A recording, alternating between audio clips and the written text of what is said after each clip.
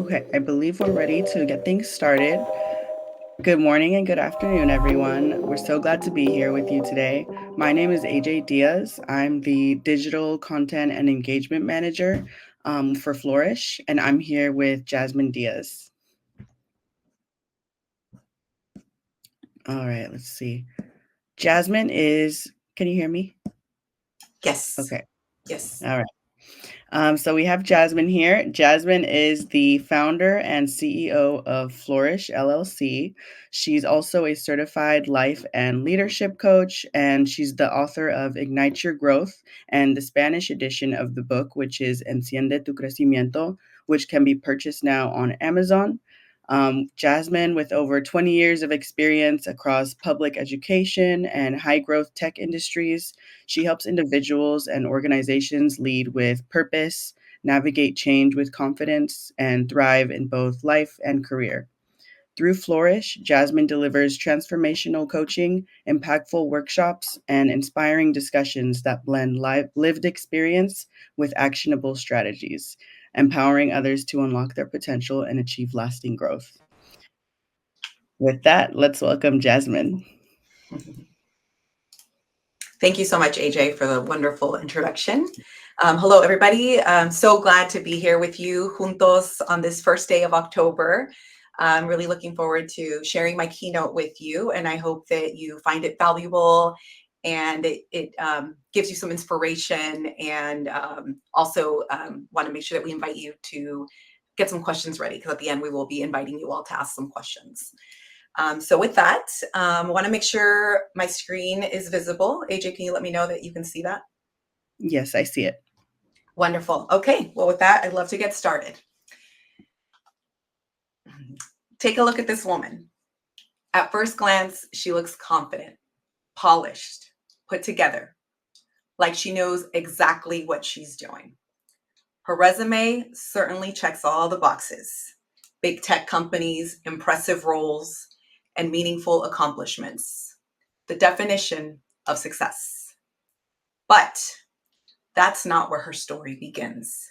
It begins far from business titles and boardrooms, in a small town with big dreams and a script she was told to follow. That woman is me. And today, I want to share my story with you, not because it's perfect, but because it's real. Because just like you, I have faced doubt, fear, and adversity. And I've had to choose whether to play a role that I was handed or become the author of my own journey.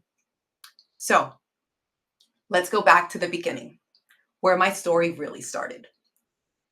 I was born in Mountain View, California, but I was raised in a small traditional town in Mexico, Degollado, Jalisco, to be exact.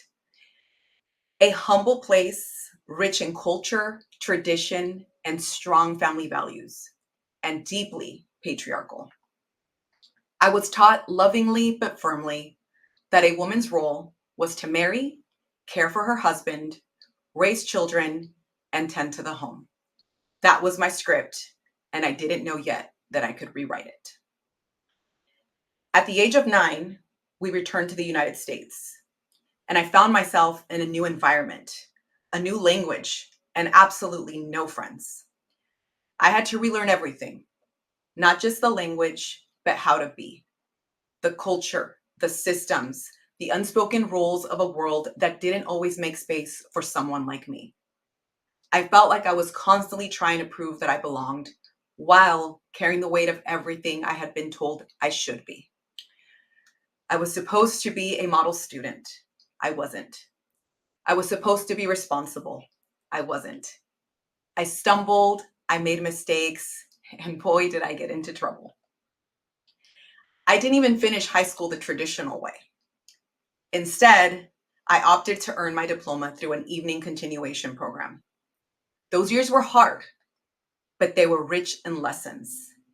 And I couldn't see it then, but every setback was a stepping stone, and every misstep was shaping the foundation for who I would become. Fast forward to me at 25.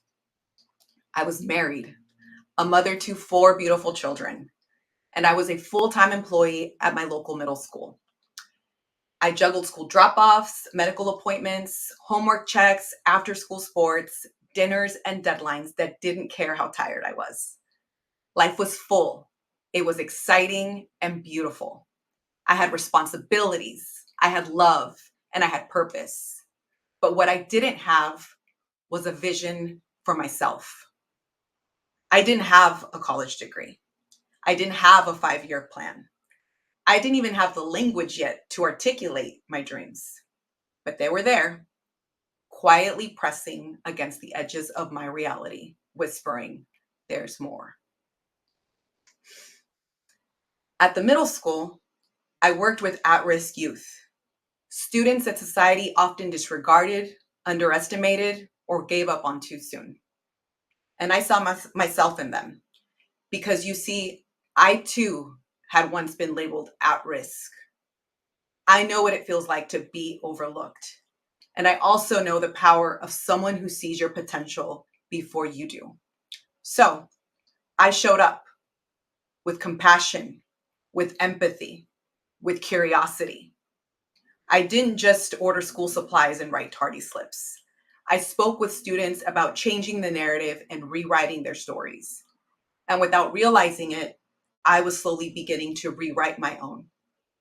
That job wasn't just a paycheck, it was purpose, it was impact, and I loved it. But even then, there was a whisper that there was more to become, a calling I could no longer ignore. And that calling came with a familiar companion: fear. Fear that I didn't have the right background, fear that it was too late, fear that without a college degree or the right connections, I'd be overlooked, or worse, dismissed. But I had something stronger than fear: fire, fuego, a fire that was fueled by determination and a belief that real growth lives on the other side of discomfort. And I was worth betting on. So I made a move, not because I was ready, but because I knew I couldn't stay where I was. Fast forward to me at 32. I had a job offer from a well-respected up-and-coming tech company. I was overjoyed and terrified. So much so that I started trying to convince myself to stay put. I remember having thoughts like, maybe I should just be grateful for what I have. Maybe I'm not ready. Who am I kidding? What if I fail?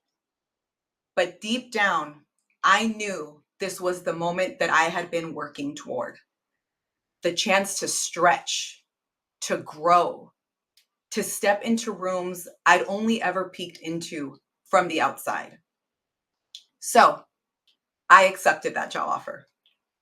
And once again, like my 9-year-old self, I found myself in a new environment. I walked into a world that felt unfamiliar, intimidating, and full of business practices I didn't yet understand. I didn't have it all figured out. I walked into rooms I didn't feel invited into, but I showed up anyway, with grit, with drive, con ganas. It wasn't easy. I questioned myself constantly.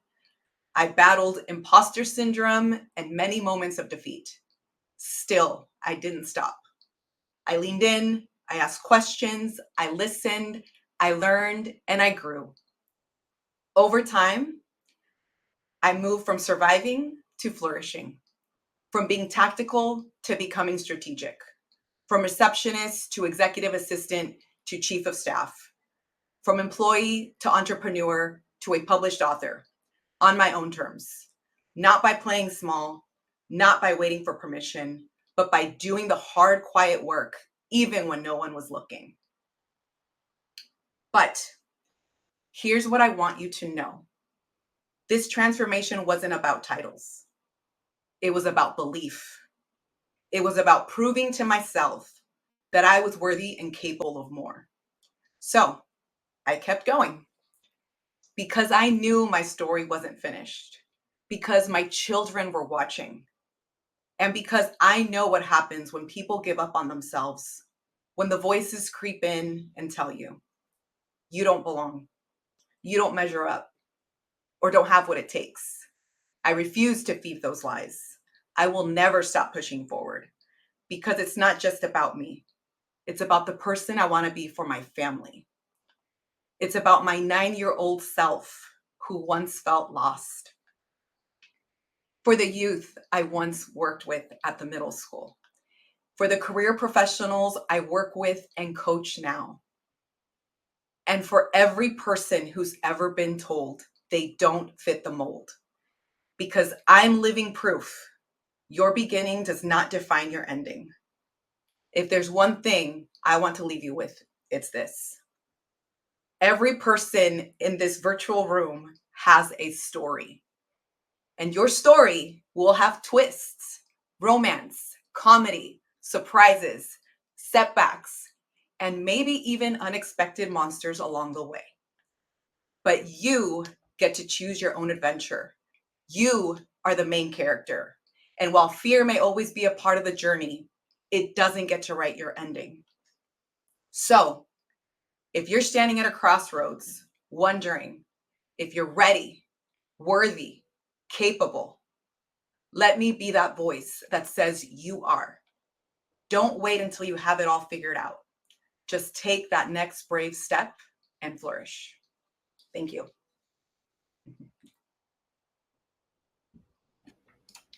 Amazing. Thank Wow. Really you. great story and great keynote, Jasmine. Thank you for sharing. Thank you. Thank you. I hope that resonated with the audience, and I look forward to getting to our questions. I know we'll get there soon. Yes, I'm sure many of us can relate to different parts of your story, especially, about being raised to be a certain way or to follow a certain path. And it can be very challenging to break free of that and take charge of your life. But here you are showing us that it can be done. So thank you. Of course. And we do plan on having a Q&A from our audience before we conclude here. So attendees, please make sure to have your questions ready and we'll get to that soon. In the meantime, I'd like to start with a few questions for you, Jasmine. Sure. All right, let's go. The first one is that you spoke about breaking free from limiting beliefs. Which was, or what was one of the hardest beliefs that you had to unlearn, and how did community play a role in that process? Yeah, I think for myself, it was something I was taught growing up, and I think a lot of us, Hispanic Latinos, we're raised and told not to show off, not to share our accomplishments or accolades. It's sometimes frowned upon. And I think for me, it was, once I realized that this was limiting myself from a professional point of view, especially in the tech space when it came to promotions, salary, opportunities, etc. I found out quickly that I needed to learn how to advocate for myself, how to pitch my value, how to really embrace that and get comfortable with it, not feel almost shameful to do it because I was taught not to do it. And then, in terms of community, comunidad, I've been so blessed and I'm so grateful for the folks that I met quickly when I joined the tech space. As you heard me say, there was so many business practices I didn't know. That's true story. I remember asking like, what's a QBR or what's an org chart? Coming from the public education setting, those were things that I was not engaged or exposed to.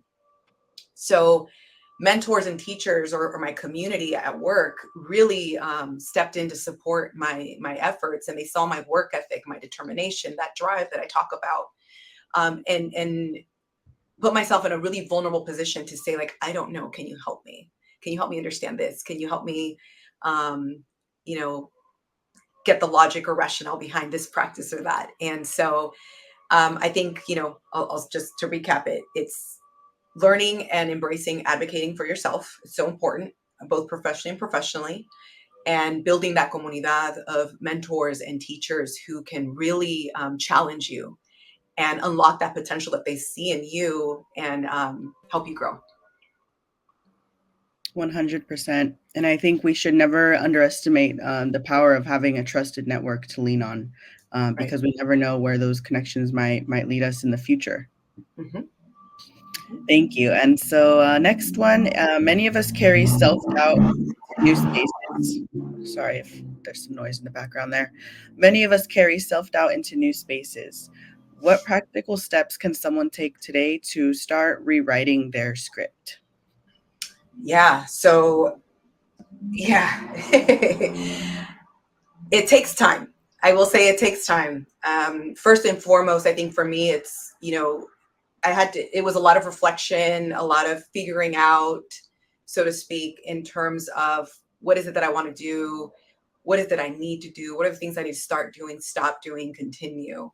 And one of those things that stands out to me when I think about doubt was I clearly identified that I had a lot of uh, opportunity to develop my confidence and to believe in myself. So I had to be really intentional and consistent with, breaking free from that and applying different, practices or putting myself out there and raising my hands for things and being scared and uncomfortable, but really leaning into that as a positive because I knew that that's where the magic of growth really happens. So when it comes to changing the script, I think it's important to create or build a lifestyle that aligns with your values, find your purpose, define what success is to you. And once that's figured out, create that plan that you can, execute against. And then more importantly, I think it's holding yourself accountable because a lot of times, we'll say we want to do this or that, but we don't put a plan in place or timelines. And before you know it, years go by and we still haven't done those things. So yeah, so that's sort of what I did to change my script from, you know, being told that maybe my only path was to be, a housewife, a domesticated woman, especially in our culture, and breaking free from that and having the choice to do something different and still be the loving mother and wife as well. Yes, and I understand that you elaborate on this more in your book, Ignite Your Growth or Enciende tu Crecimiento. And I couldn't agree more with the importance of identifying our values and our purpose and defining what that personal success looks like for us. And I think that once we have that clarity, it becomes like a compass that guides us through change and adversity with clear direction and confidence. So yeah, I couldn't Mhm. agree more. Thank you.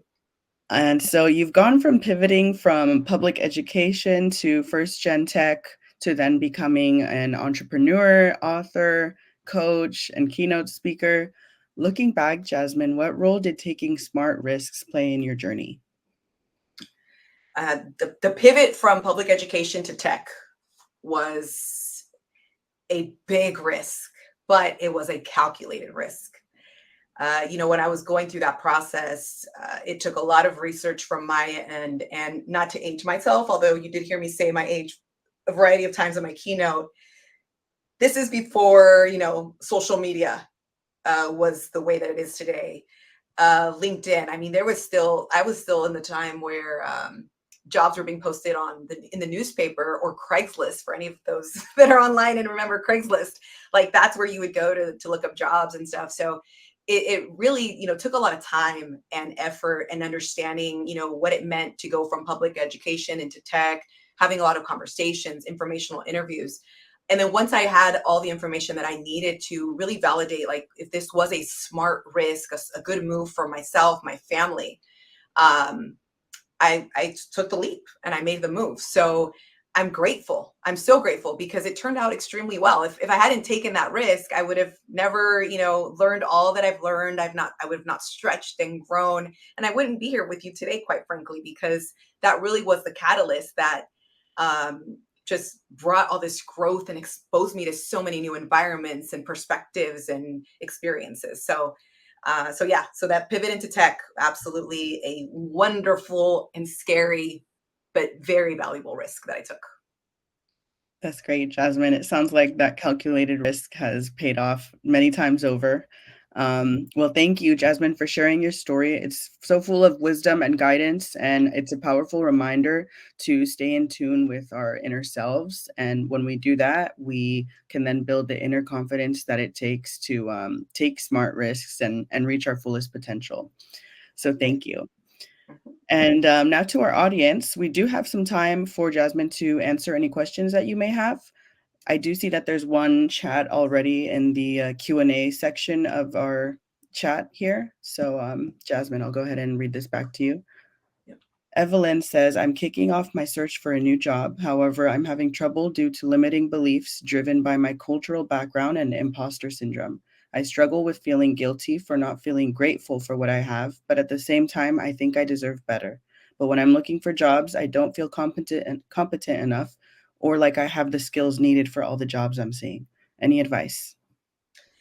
Yeah, thank you, Evelyn. Wonderful question, and it resonates. You know, it's okay to feel scared and unsure, but I would encourage you to, trust yourself, believe in yourself. More importantly, if you feel that calling, you know that there's something else you want to do, and you have, some experience. I would say pursue whatever that is, and through that process, you heard me mention the words inventory, or like looking at the skills that you might have. Do a self audit, and then what is it that maybe you're lacking, or certifications or skills or whatever that is, and look into how to develop those a little bit more, so that you get more confidence around maybe some of the roles that you're trying to pursue, and maybe don't feel like you're quite aligned right now. In terms of the guilt, I think, again, our culture is so beautiful. It's so rich. I love it so much.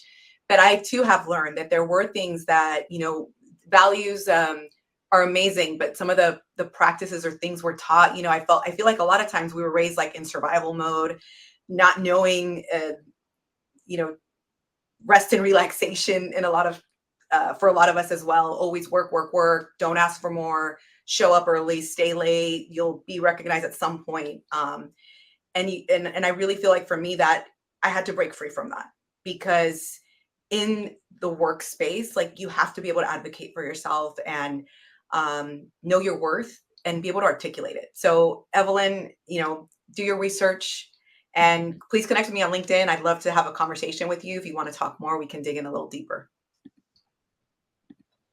Thank you, Jasmine, and thank you, Evelyn. We do have another question here from Anonymous. What are some questions to ask for professionals in the field? I struggle to reach out to my networks and haven't contacted them for a while. My biggest worry is what are some questions I can ask them about their career or gain insight about what helped them? Yeah, I think those questions or those conversations could be really fruitful and beneficial, especially if you're kind of in exploration mode. So when it comes to networking, I think, yeah, always, leading a conversation with open-ended questions, meaning, avoid asking yes, no answer type things, like, what are you working on right now? Or what are some of the biggest challenges? Or if you know that the new fiscal year is coming up, what are some of the big rocks that you and the team are focused on? If they're in product and engineering, like, what are some of the product roadmap highlights that you can share with me? If it's in marketing, then maybe it's like, what are some of the events that you're all leading this year? Just, really understand who you're going to have the conversation with, their background in advance, and construct some questions that are very pointed at their profession or the work that they do or the company they're at. And again, not having yes no answer type questions. Yeah, great advice, Jasmine, and thank you for your question. Next question from Maria Ariano. How many mistakes have played a role in your growth? So many. Especially in my teenage young adult years. I mean, so many. But I think it's important to just highlight, mindset matters, and mistakes are okay. They're part of life, and life is experience, quite frankly. So if we don't make mistakes, I think we're limiting our growth and our learnings. I think the key thing is, when you make mistakes, having the ability to reflect and find the lessons learned in them, so that you can avoid doing them, or you can grow from them. Right. So I always like to say, like, don't go through it, grow through it. And yeah, I think mistakes are beneficial. They help us be better and do better. couldn't agree more. And if you were hoping I was going to spill the tea on the mistakes, I don't know if I can do this in a public forum. So sorry. So David is asking, will this be recorded and sent to us? I do not know. Jazmin, do you know? Yeah, I was told that yes, that all of the sessions through the summit will be recorded and shared via YouTube. So yes. Okay, great. Let's see. I think that might be the last question we received. Okay. I think we have like 3 minutes left. Yeah, I can hit you with one more question that I'd like to ask you, Jazmin. Okay. So you shared your story so professionally today. What do you, or why do you believe that storytelling is such an important tool for professional and personal growth? Yeah, I think stories are fascinating.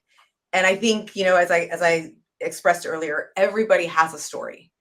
And I think that when we share them, it really connects us because, especially when they're raw, real. And that's what I gave you. Like that's, the high level version, obviously not the nitty gritty details, but my hope is that storytelling resonates with others and that it sparks emotion and that it maybe even sparks inspiration. And I said it a moment ago, it also can trigger some self-reflection.